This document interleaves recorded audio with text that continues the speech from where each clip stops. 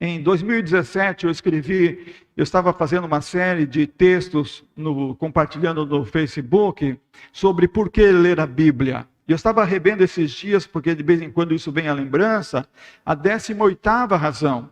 É a história da única nação que conhece como foi sua origem. E eu escrevi naquele tempo, citando esses embates de Karl Barth, que Hitler estava tentando exterminar o povo judeu, e Barth entendeu que estava fazendo isso como um tirano inflamado por Satanás. Como todos os tiranos ao longo da história tentaram destruir o povo de Deus, no Velho Testamento, no Novo Testamento, ao longo da história e em nossos dias também.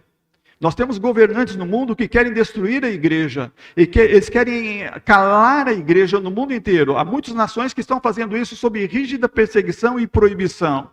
Outros países são moderados, nós estamos vendo uma liberdade. Mas mesmo assim nós vemos muitas ameaças, porque são tiranos inflamados por Satanás. Karl Barth escreveu que a melhor prova que existe da existência de Deus é a existência dos judeus neste mundo. Os judeus foram escolhidos por Deus por causa, não de que tinham alguma qualificação, mas por causa da graça de Deus. Da mesma forma, nós cristãos também dependemos da graça de Deus. Ele explicou que Jesus, ao se fazer carne judia, no ato da encarnação, ele transformou o povo de Deus em uma dupla forma, a sinagoga e a igreja. Por isso que o Novo Testamento fala do povo de Deus como um só, unindo os que eram da sinagoga, os judeus, com os da igreja, os gentios do mundo inteiro. Paulo fala sobre isso belíssimamente, escrevendo a carta de Efésios. Então Hitler tinha uma compreensão demoníaca de uma importante verdade que a maioria dos cristãos deixou de levar em conta. Hitler percebeu que tinha de promover o extermínio dos judeus, pelo fato de que enquanto os judeus continuassem existindo, seriam testemunhas do Deus vivo, que jamais deixará de condenar a presunção dos ditadores, de que são capazes de exercer uma autoridade insuperável.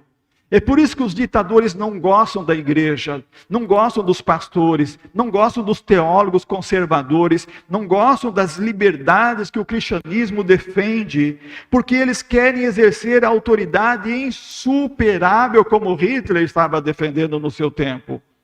Barth observou com atenção a ascensão política de Hitler, e como na Alemanha, cristãos estavam se mobilizando para fazer uma união entre cristianismo e nazismo. Parecia que o tolo era Karl Barth. E todos aqueles teólogos, e todos aqueles pastores, e todos aqueles cristãos na Alemanha estariam certos em defender o nazismo. Mas agora nós que conhecemos a história, nós sabemos quem era o tolo. Karl Barth ajudou a fazer um movimento, a originar um movimento, a criar um movimento chamado Igreja Confessional na Alemanha, que era fora da igreja oficial da Alemanha, e através desse movimento elaborar uma declaração e que estava realmente se opondo ao totalitarismo de Hitler. E nessa declaração uma das coisas afirmava: Deus é o único Führer da igreja, ou seja, Deus é o único líder da igreja. O político, Hitler, não seria o líder da igreja. Somente Deus, o único líder da igreja. Em 1935, porque ele se recusou a jurar fidelidade ao nazismo, foi expulso da Alemanha e voltou para a Suíça. E ele, então, lá na Suíça, continuou o seu trabalho de teologia, um excelente trabalho, importante trabalho, mantendo-se como uma testemunha da palavra e da revelação de Deus. Quando nós perguntamos qual foi o maior teólogo do século passado, os estudiosos e eruditos vão dizer Karl Barth. É ele quem escreveu essas preciosidades.